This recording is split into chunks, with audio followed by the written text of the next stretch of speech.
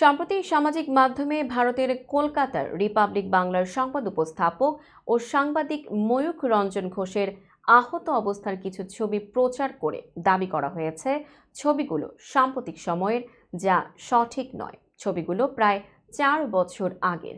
রোববার এক প্রতিবেদনে তথ্য জানিয়েছে আন্তর্জাতিক ফ্যাক্ট চেক প্রতিষ্ঠান রিউমার স্ক্যানার। প্রতিবেদনে বলা হয়েছে, ভারতের কলকাতার টেলিভিশন চ্যানেল রিপাবলিক বাংলার সংবাদ উপস্থাপক ও সাংবাদিক ময়ূখ রঞ্জন ঘোষের আহত অবস্থার ভাইরাল ছবিগুলো সাম্প্রতিক সময়ের নয়, বরং প্রায় 4 বছর পূর্বের। প্রকৃতপক্ষে 2021 সালের জানুয়ারিতে তার আহত হওয়ার কিছু ছবি চলতি বছরের জানুয়ারি মাসে তিনি নিজের ফেসবুক পেজে পোস্ট করেন, যা বর্তমানে সাম্প্রতিক সময়ের ছবি দাবিতে ইন্টারনেটে ছড়িয়ে পড়েছে।